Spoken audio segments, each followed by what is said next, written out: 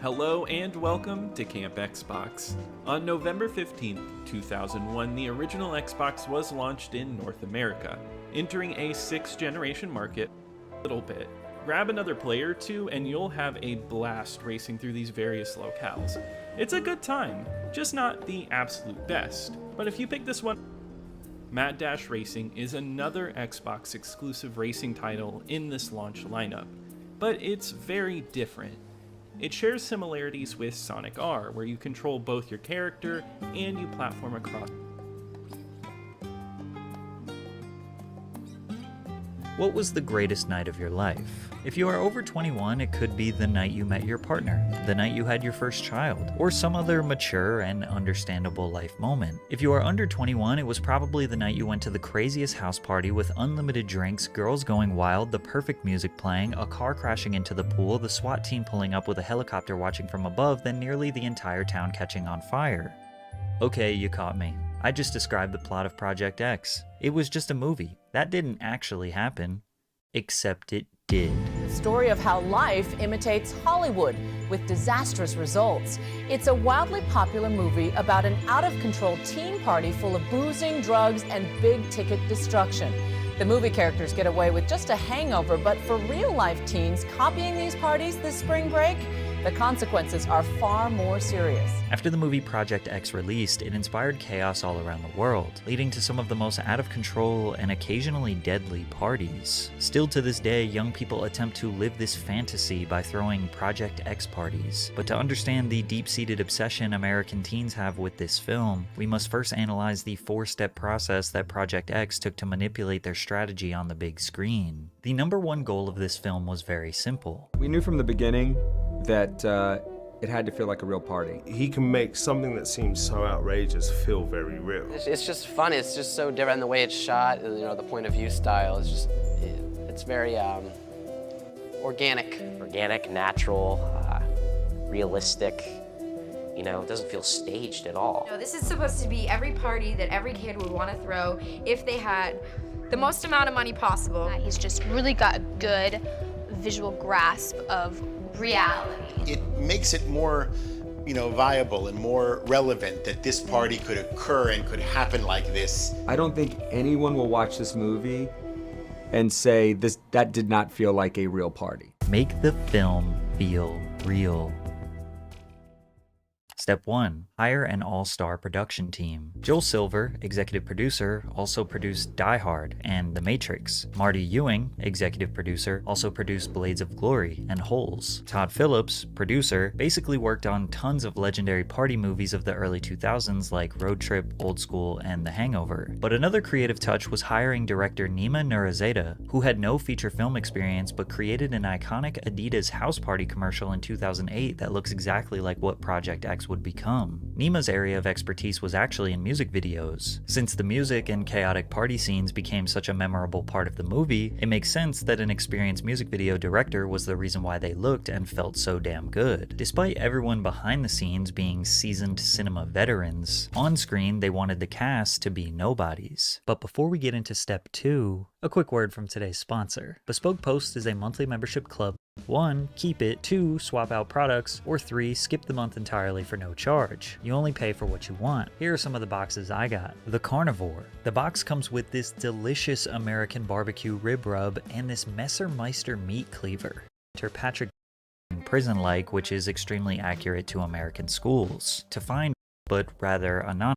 The 3-man cast. Casting no-name talent was risky. As we all know, hiring A-list actors is one of the most effective ways to market a movie. However, there is a slight barrier with famous actors where their characters are hard to separate from their real-life personality or from a previous role that you always associate them with. The fact that nobody knew the cast was what allowed viewers to feel like they were just some teenagers with a camera. The 3 main characters in Project X look like your regular, unspectacular high school kids. They aren't necessarily nerds, but rather rather anonymous, almost invisible. That's what makes them feel so relatable. They sort of blend in high school with. Even the high school they filmed in is depressing, outdated, and prison-like, which is extremely accurate to American schools. To find inexperienced actors on the website projectxopencall.com, the header on the site let people know the movie was created by the same producer as The Hangover, which was a $277 million box office smash hit. People were asked to submit a 3-minute audition video with the following guidelines. Tell us your most embarrassing story. Tell us your craziest party story. Tell us about your riskiest or most daring thing you've ever done. If you wanted to impress someone at a club, show us how you would dance, or show us the one thing that you do that makes your friends laugh. After sifting through tens of thousands of submissions, they were able to discover one of their leads, Jonathan Daniel Brown, otherwise known as JB. The other two leads, Thomas Mann and Oliver Cooper, were found through traditional casting. Thomas had acted in one movie previously, and Oliver had no previous acting experience, which is surprising because many people felt that his performance carried the energy throughout the film.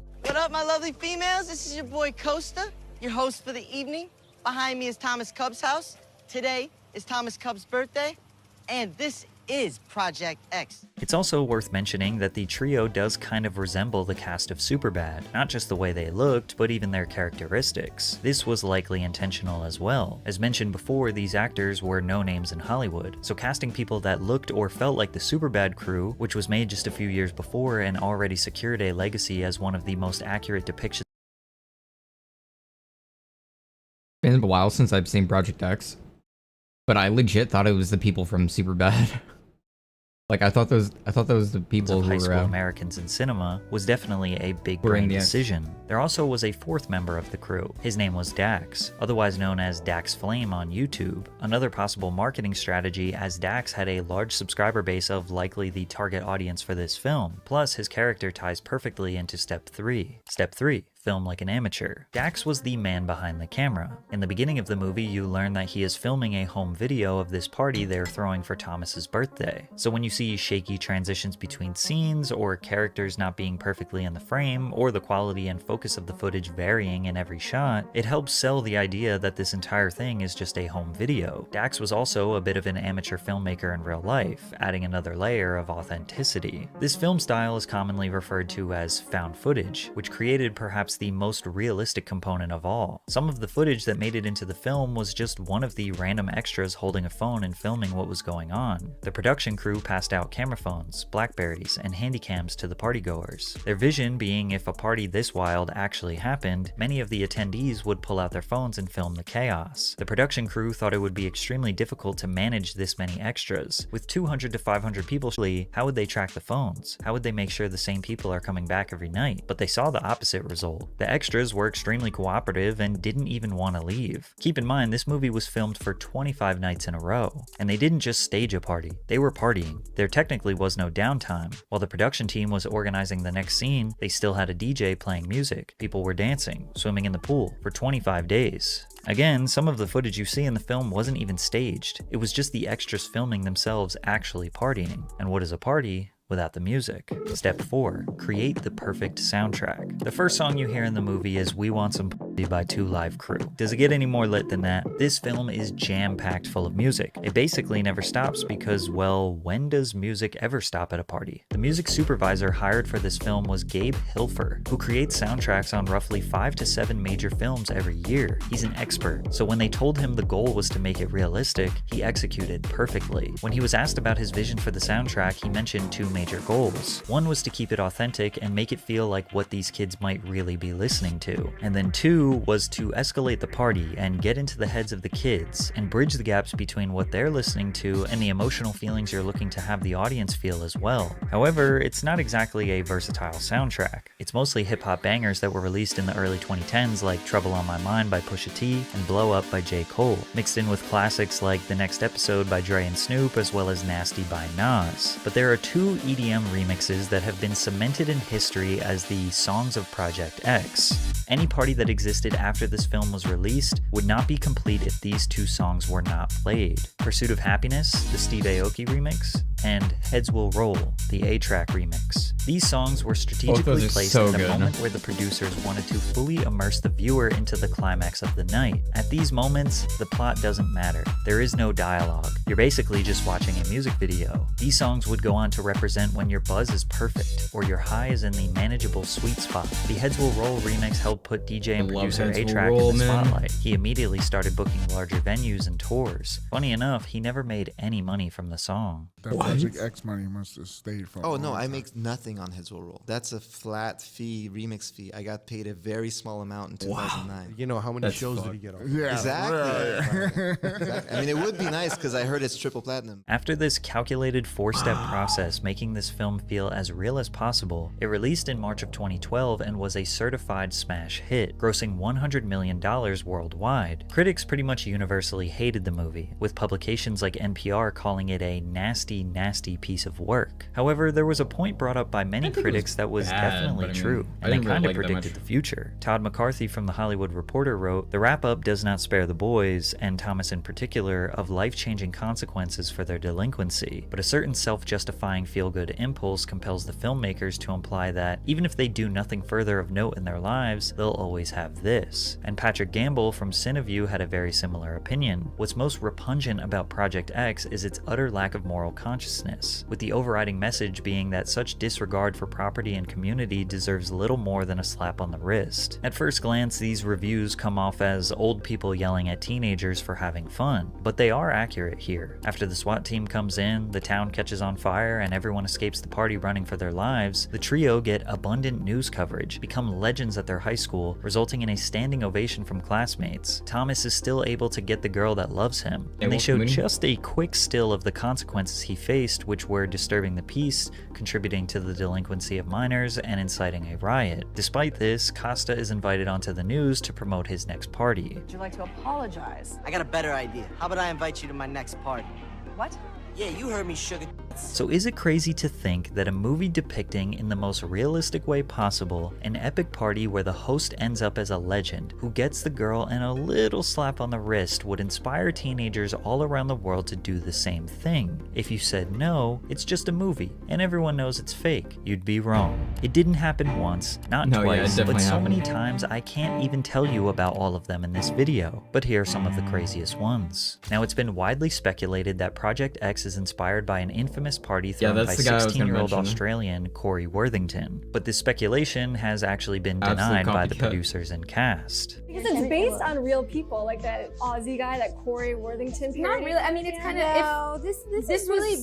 I mean, this is different. On January 12th, 2008, Corey Worthington learned his parents were going on vacation to celebrate the new year, so he hatched a plan to throw a party while he had the house to himself. Corey and his friends started to advertise the party on their MySpace and Facebook when the word spread like wildfire. The party was meant to be a small gathering, but soon turned into a full-blown rager. More than 500 people showed up, and the crowd was so large the party spilled out into the street. The crowd got out of control, and people started to throw glass and bricks and break neighbors' mailboxes. There were hundreds of kids causing destruction for no reason. The first police unit backed off until they were reinforced by a helicopter, dogs, and more well-equipped officers. After a few hours, police finally got the crowd to disperse. This made national headlines in Australia, but what made it so iconic was Corey's image and attitude when being interviewed on A Current Affair Australia. Take off your glasses and apologise to us. I'll say sorry, but I'm not taking off my glasses. But what would you say to other kids who were thinking of partying when their parents are out of town? Get me to do it for you. Get you to do it for you. Not don't do it. Nah, get me to do it for you. Best party ever so far. That's what everyone's been saying, so. Maybe the Project X producers denied Corey as being the inspiration because it would look like they approve of this behavior, because it only took a few days after the film's release for a Project X-inspired party to turn deadly. On March 14th, 2012, just 13 days after the film's initial release, 1,000 high school and college-age students in Houston, Texas attempted to recreate the events of Project X, but it turned deadly. It was being advertised as a foam party with promises of free alcohol and drugs. Women who wore bathing suits were granted free entry to the party, according to the flyer. Around 12:30 a.m., police responded to a noise disturbance at a foreclosed mansion in southern Houston. Upon arrival, arrival, they encountered hundreds and hundreds of teenagers scattered all over the property, using drugs and drinking illegally. Doing what needed to be done to keep everyone safe, police had to break up the party and started dispersing the crowd. As people made their way off the property, tensions escalated, leading to an eruption of gunfire, which tragically killed 18-year-old Ryan Spikes. Witnesses of the murder later said, "Kids took to the streets, but the parking lot was overpacked so you couldn't get out. It was just people in the actual street. They got into arguments and started shooting each other." Another witness to the killing had this to say: "The gunman was just walking, and he pulled out a gun and started shooting, like for